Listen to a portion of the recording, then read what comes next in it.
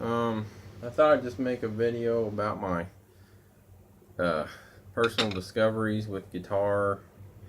I guess relating them to Jars of Clay, because I kind of had one come up in my last video, and I kind of thought, why don't I just kind of list them all? That'd be kind of sort of a interesting video to make. Maybe somebody will watch it. Anyway, so what I thought was, I'll talk about them. One, let's say, I'll start with some that are easier to do, and then we'll move into like weird tunings and stuff. I'm gonna start with, let's see, I have a few of them come to mind. I'll start with Crazy Times. Crazy Times by Jars of Clay from their record Much Afraid. When my friend John Santel and I were playing guitar, when we first started playing guitar together, well, one of the songs, we started learning songs from Much Afraid. We were teenagers then, and I certainly knew less about guitar than I know now. And the chord that the chord that was suggested was this, which is a D major seventh.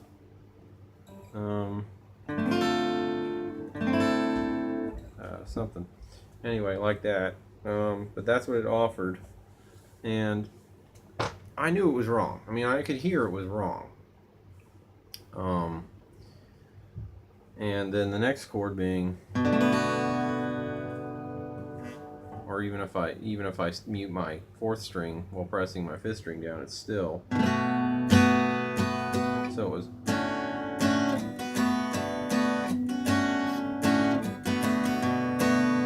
Which, you know, I knew it was wrong. And then I think playing with my church band helped me a lot. I played my church band for 15 years, and I think I learned a lot from those guys. And so I have to thank, give a shout out to Praise First, members past and present, for your contribution to my musical evolution. Yo, I learned that if you capo here, yeah, D major seventh, that's correct, because the C major seventh,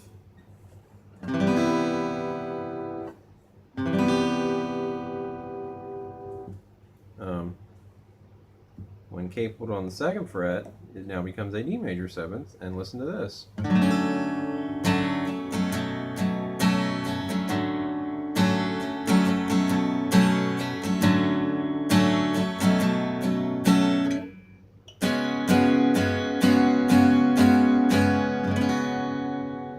And I probably started out doing a seventh of that, whatever that seventh is. C sharp 7, I think. Because I think the recommended chord is a, because it's in the book, it's, so John and I were playing,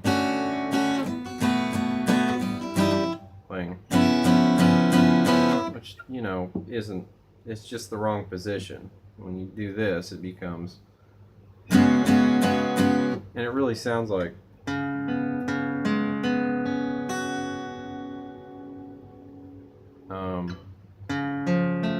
whoops. Yeah, at the end, that's the end of the song. But yeah, when I figured out the capo thing, I finally played Crazy Times correctly. I may even went to a show or something and seen Jars play it, and it was like, what's going on there, Matt?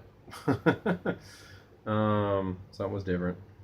I think they played Frail. I think it was like the tour they did for Much Afraid, and I think Matt was turned around during Frail. Frail was another one. Frail drove me nuts, but I was determined to play that song. I wasn't good at finger picking. I wasn't good at, you know, that kind of classical style of playing. I still only use 3 fingers. I only use what I have to. I never got to the point where I just learned to play with all 5 fingers like I should have, a long time ago, and I'm eventually going to have to correct that mistake, but I'm still getting away with 3 fingers. And a lot of other guitar players have done it too, but Frail, I heard it, and I was like, I have to learn how to play it. So it was like, I think it was just hearing like figuring, I mean, I knew a D chord was, and then I was like, wait, because what was offered is and it's like,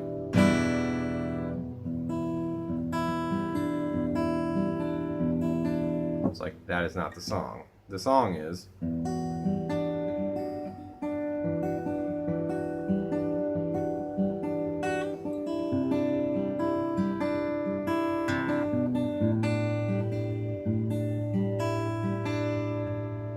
or I think I played something more like,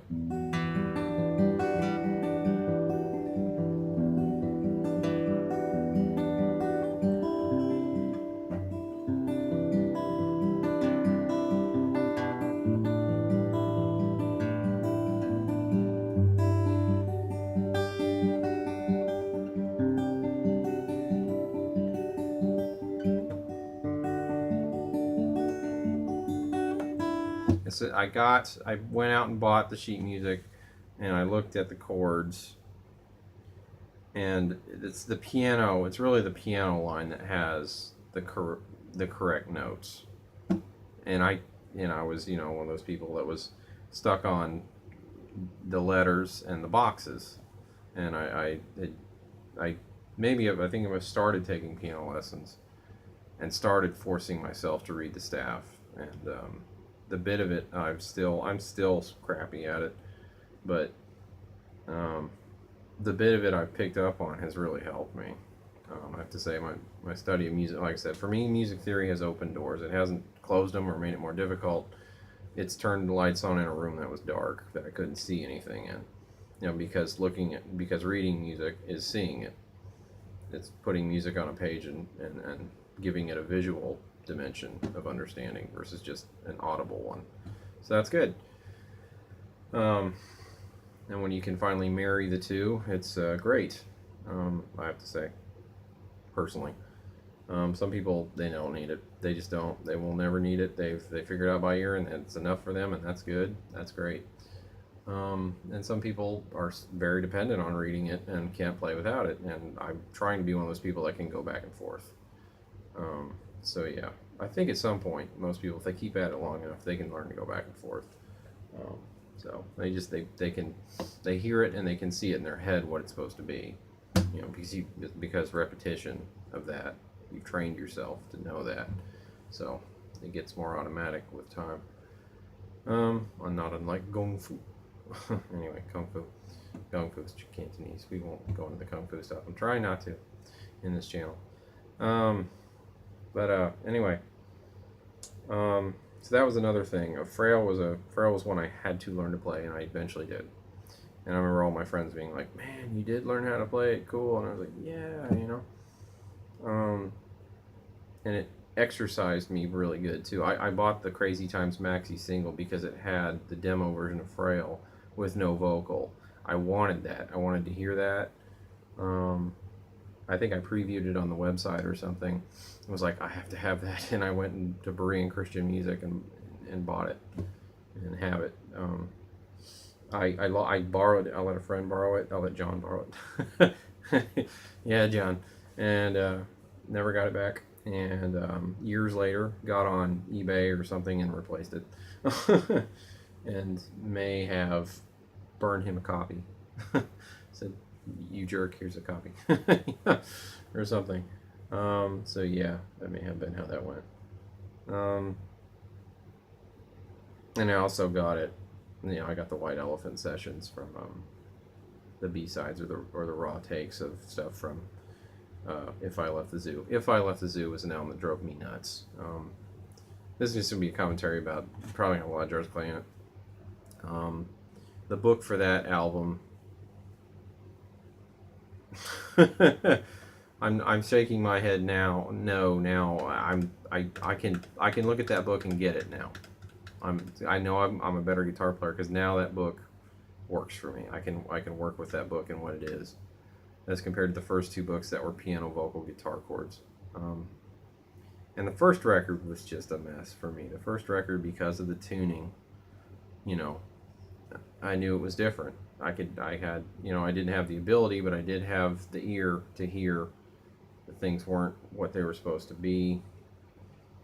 And then, you know, somebody finally did figure out the tuning and posted it on the internet, and I looked it up, Googled it up, yeah, looked. We don't look up things anymore, we Google them up. There you go. So I Googled it up and tuned my guitar that way and learned to play. And that was the day I kind of decided to start this channel. Was I started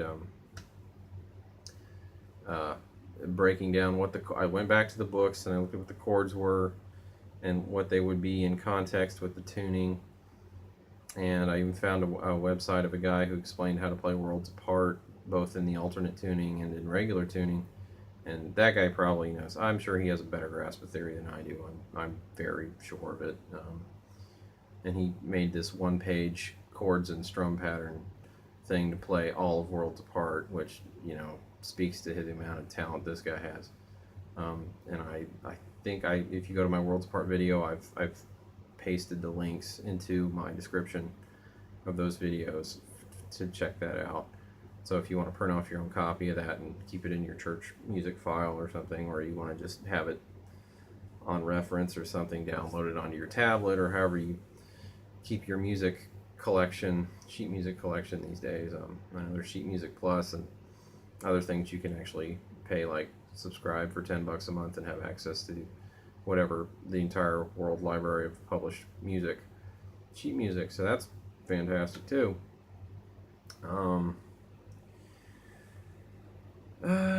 What else? So let's see, I talked about Crazy Times, talked about Frail, and talked about how the first record drove me nuts. And I did talk about Overjoyed a little bit, and the reason, and I have to thank the band Creed for unlocking the song Overjoyed by Jars of Clay for me, because they had that song. I'll just do this real quick. I just did this in my last tutorial. I'll just do it again real fast. Let me do it right.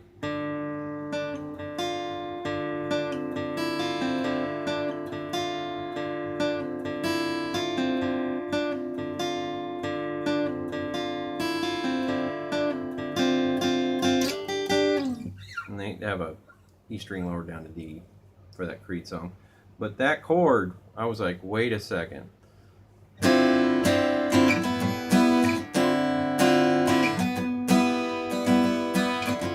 I played Overjoyed in a while, obviously.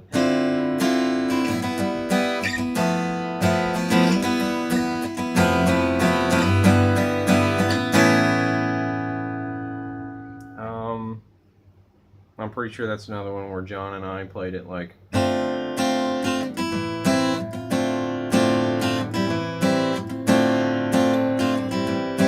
And the book had, let's see, they had E with G sharp in the bass. I do this now. I go.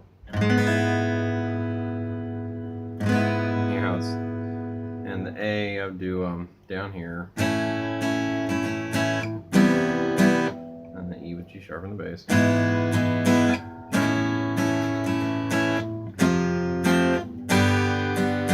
Something like that, or maybe I may have been to the point where I was.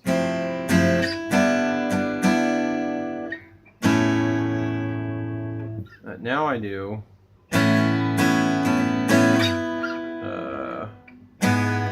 Let's see,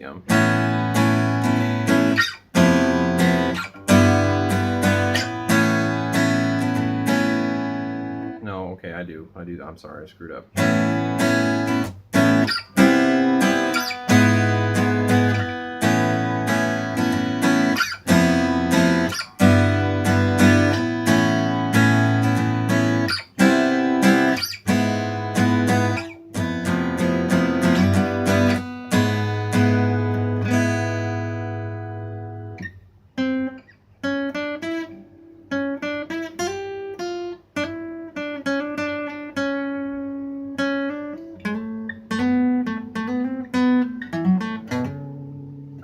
Can play the solo now, so I'm very happy. Lead guitar was something John always did, and I always played the rhythm behind him, so I didn't bother with lead. That department was covered by John. And then John and I, life moved on, and we he did his thing and I did mine, and I was left to force myself to learn how to play some lead. I always wanted to. I mean, it was something I wanted to do. So I did eventually. So that's cool.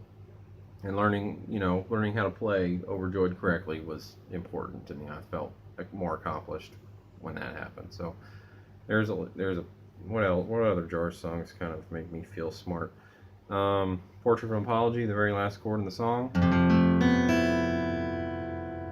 Figuring that out made me feel smart. Again, I mean, I would look at the book and I'd be like, nah, that's not it. I know they're playing something different. And so I did that. Let me think. What else? Playing Love Song for Save Me the way it's meant to be played. You go up here and you slide from the 12th to the 10th in the alternate tuning. Playing Worlds Apart in the alternate tuning. Playing the arpeggiated thing that Steve would do in the live shows. Finally being able to do that myself was a big deal. There was a gentleman, I can't remember. Oh, sorry, I can't remember your name. I hope you're watching this. You could leave a comment and say, hey man, he played it, and I'm listening to play, and he's playing it just like Steve did. I'm like, oh, there it is right there. And I asked him how to play it, and he's like, yeah, he didn't really explain it to me. He kind of got me started, but a little bit with it. But then I did the tuning, and I kept at it, and it's close. What I've got today, what I can do today is close, and I'm happy with that. And I would love to do that one Sunday at church. I thought it'd be a good communion song, and I always thought Worlds Apart was a good communion song. So that was a big deal too. My buddy showing me an alternate way to play Flood in standard tuning. Danny Emmons, thank you very much.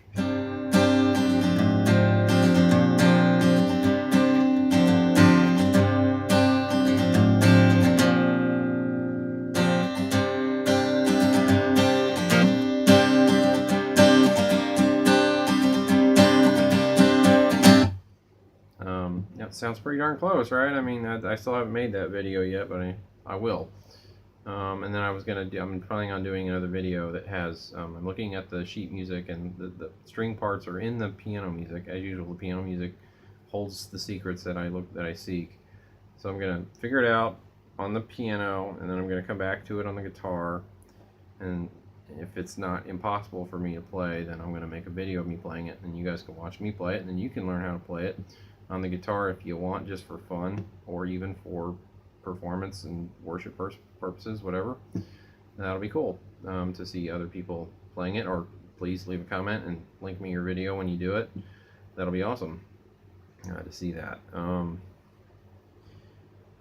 yeah, I just want to feel like there's so much I'd be so much more of a better musician if I learned how to read music years ago. But anyway, here, at least I'm still here to learn. That's what matters. What else?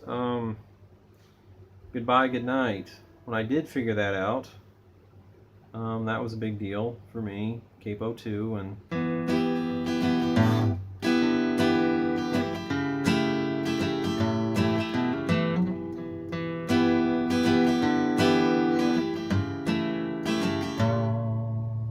I actually got a mandolin from a pastor, and I was trying to play it on the mandolin because it sounds like something different. If it's the ukulele or something, I don't know what Steve used there.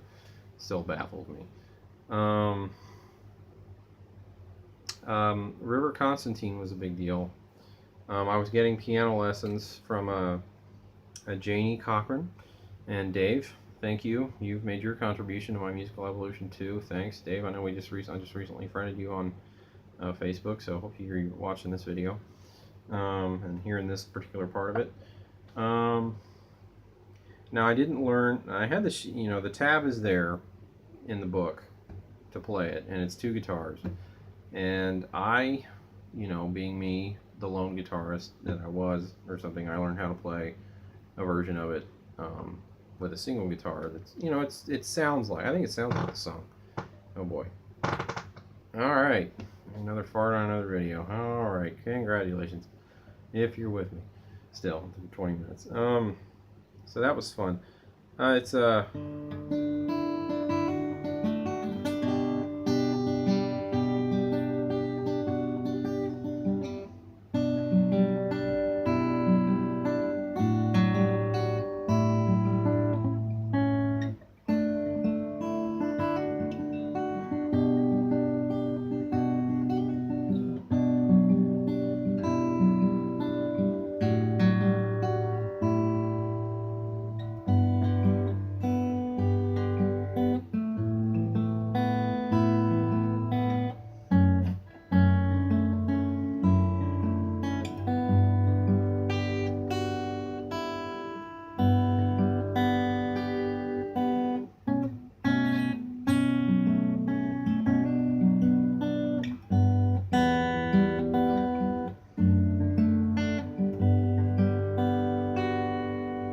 I think when I started, I just played a flat D added fourth chord. And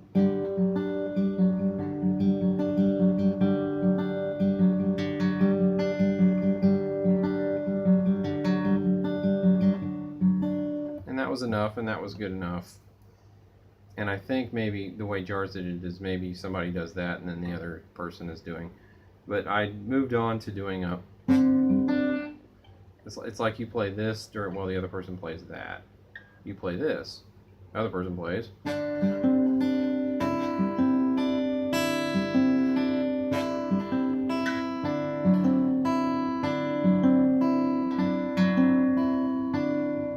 So that was a big deal.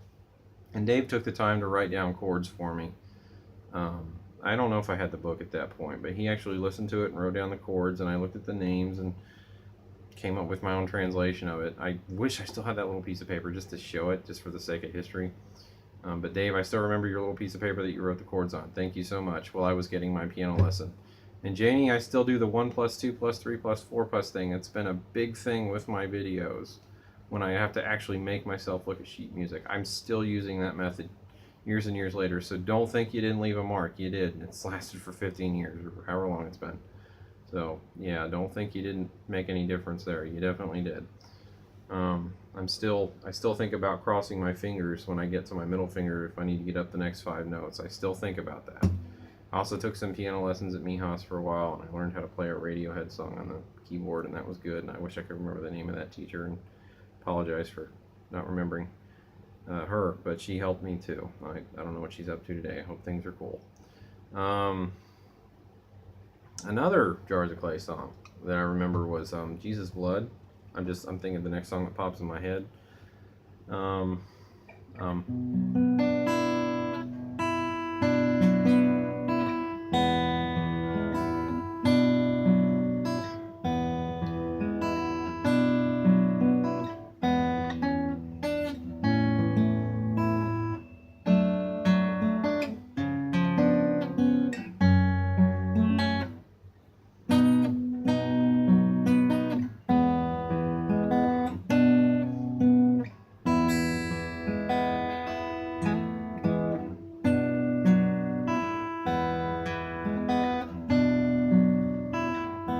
So I've done that one. There's a video you can go watch. I'm pretty sure I've already done a video for that, and I'll check if I haven't. But yeah, that was a big deal to play that one. I thought that was a neat song. That's another one I feel like you could play at communion. I know it's hypnotic sounding, but sometimes you just need to be told over and over, Jesus' blood hasn't failed you yet. Jesus' blood hasn't failed you yet. Jesus' blood hasn't failed you yet. Jesus' blood hasn't failed you yet. There's something to, and because it hasn't. It hasn't. I hope it hasn't for you. Every time I come to him, things are better. That's what I can tell you. Every time I finally really lay my stuff at his feet, things get better. And when I pick them back up and take them back up again, it gets harder all over again. So I'm trying to learn to not do that, and it's been a process, and yeah. Oh, what else? We did some. I remember one of the first songs we ever covered was "I'm in the Way" from the Who We Are Instead record. That was one of the first songs, Jars of Clay songs that I played with the church band. Rob Tompkins was still drumming for us, and he did some cool drumming on there. I think had some exciting drumming, and Rob was happy to take up the mantle and play it for us, so that was cool. And we did Sunny Days, which at that point I had learned to do the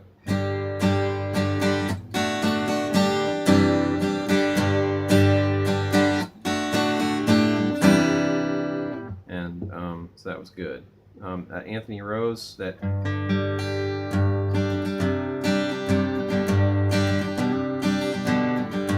the reason I play Love Song for a Savior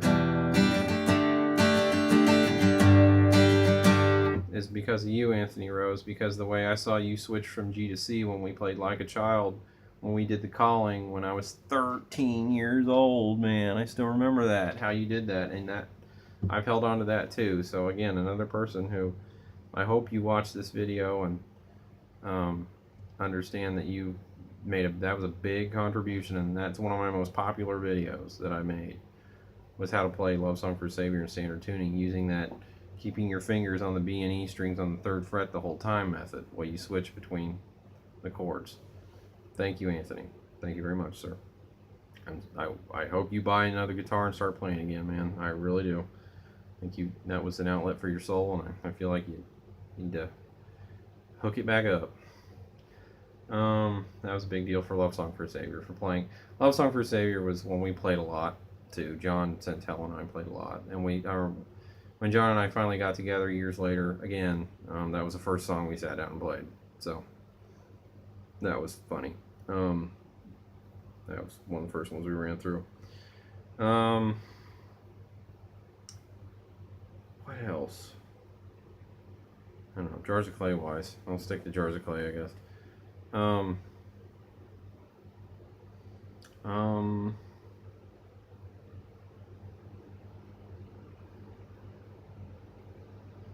Who We Are Instead. I got lost.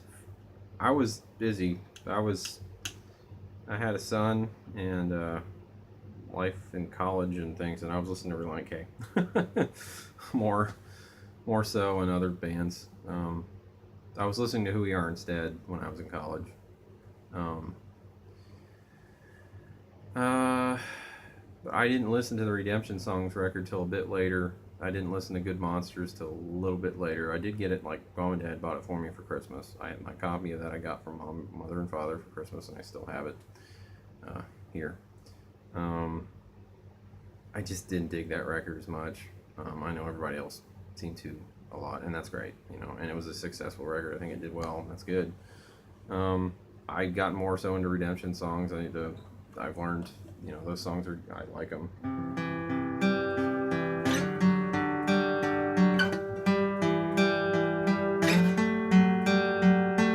I Need Thee Every Hour. God Be Merciful to Me. I like that song. I'm gonna have to learn how to play it and do a video for it here sometime soon. I think we did I'll Fly Away. I gave my band the chart. I wasn't there the day they played it, but they did. I did make sure they had the chart to play that with. And there's a lot of, you know, that was a good collection of songs, guys. So good job there, Jars. And then I bought a copy of The Long Fall to Earth. I remember when I went to the mall and bought a copy of The 11th Hour. There's a little Christian store there, and I went and I picked it up the day it came out. I made sure to get to the mall and pick up my copy of The 11th Hour. And I liked I Need You. And the way I learned to play I Need You was funny, because I learned how to do it here.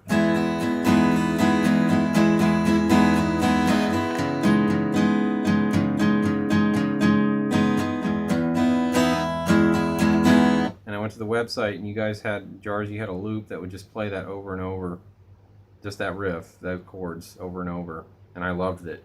I listened to it a lot, and I learned how to play it here, and I did a video on how to play it, and I show you guys this method, because I think I've seen, when I saw Matt play it live, he did I think he basically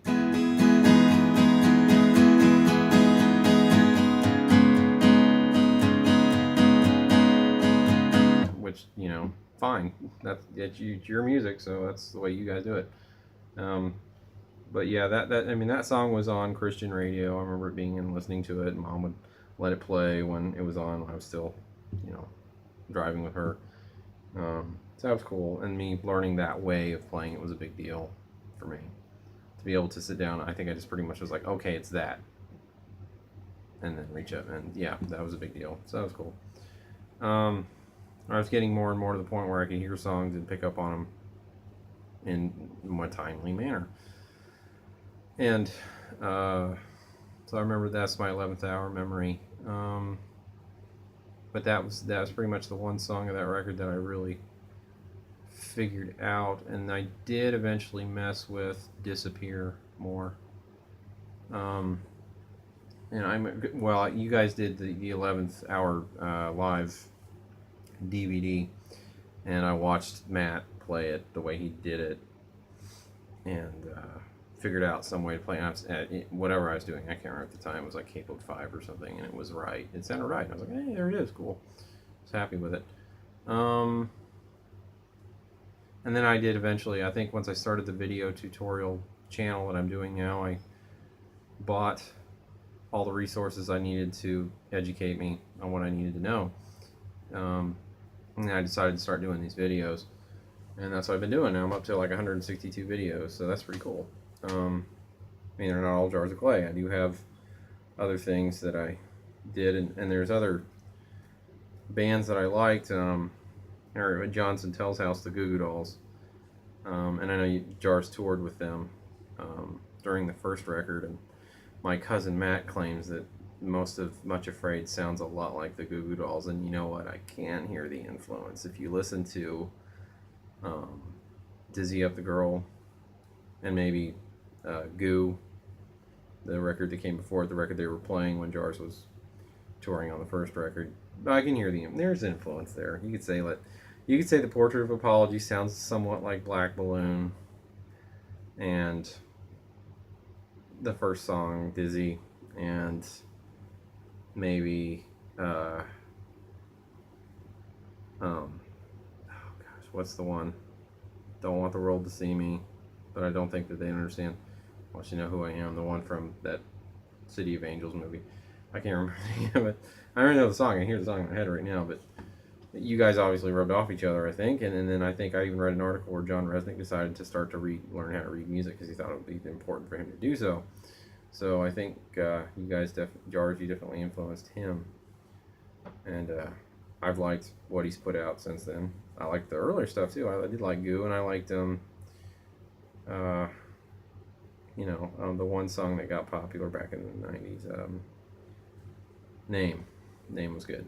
And I did a video. I don't have a video for am I in the right? I don't think I am. I think it's 2.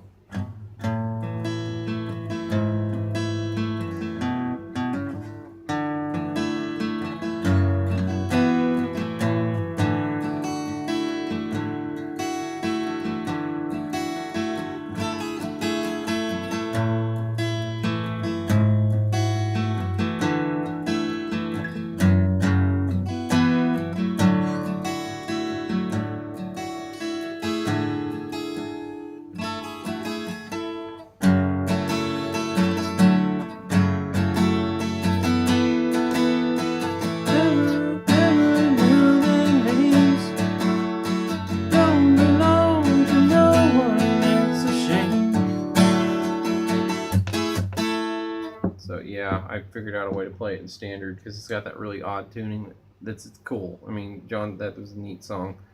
But yeah, I figured out a way to play it. It sounds pretty good, pretty close to record. I think people would recognize it if they heard it. I hope they would. I think they would. I'm pretty sure. I'm fairly confident. But yeah. So I, can have to concur with you, Matt Goodman, that I can hear the influence, and I do agree with you that there was some rub off there. I still think it's a brilliant record, though, and that's why I bought you a copy and sent it to you. And I remember you coming in the room and standing there just listening to Frail, so yeah, that was good. I was like, yeah, they are awesome, aren't they? And they're just great. I think, and I think in a lot of ways Jars was blessed to have really great musicians come and back them up on their records and help them with that. So here, I'll make it so you can actually see me instead of my fatness. Yeah, so what else? So yeah, and a lot of Jar songs have influenced my musical evolution. I got into, I like the Goo Goo Dolls. I like the Smashing Pumpkins. I do like the Smashing Pumpkins. I know Billy is, I don't know, what do you want to say? He has his issues or whatever. Don't we all? Granted, how you handle them matters. But, um, you know, Jars is a place I always come back to because I feel like they're one of the, I really feel like you guys are one of the smartest groups out there. The most graceful, polite, you know what you're doing, you know the world you live in. Um, as the albums came along, like, say, uh, Long Fall Back to Earth, there was that one song that sounded like an 80s song, the Don't Stop song he did. And that was the sound that was dominating. The Killers came out and, you know, put the 80s back in the forefront of music, and maybe some other groups too, but definitely Killers, who people said was like a modern version of Duran Duran. And I think they even toured with Duran Duran or something. And Duran Duran found second or third or fourth life from there from the Killers coming out. But yeah, I know you guys, echoed that, in your songwriting. Oh, look at me with the muscles.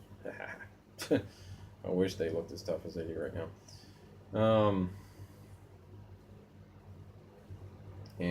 But you've always done it with grace and style, and you guys have always been awesome.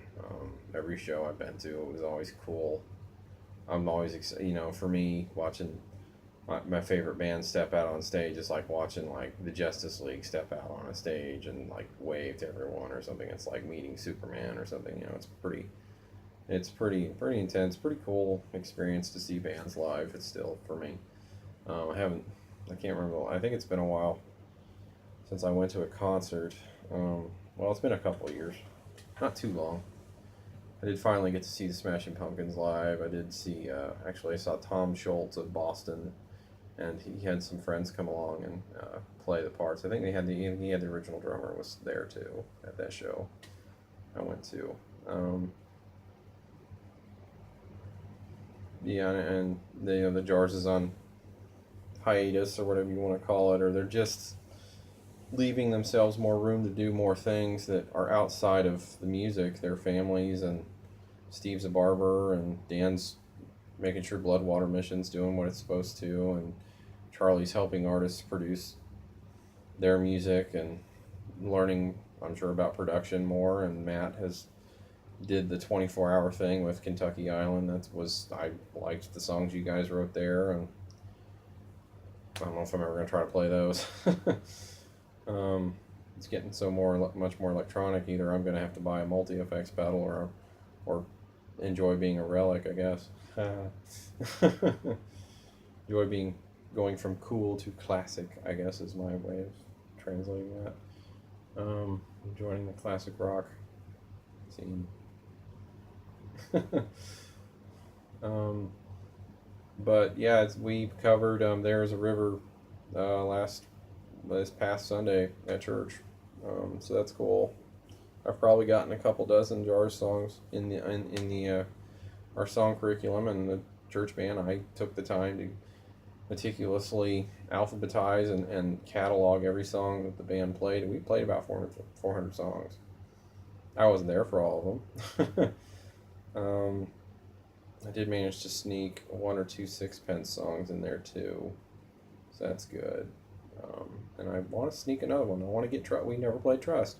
My youth leader used to play Trust on the piano a lot, and I finally figured it out on the guitar.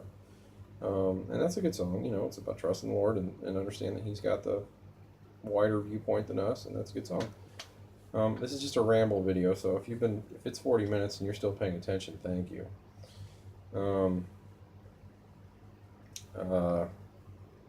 This was just me wanting to ramble on about Jars of Clay and how they've helped me.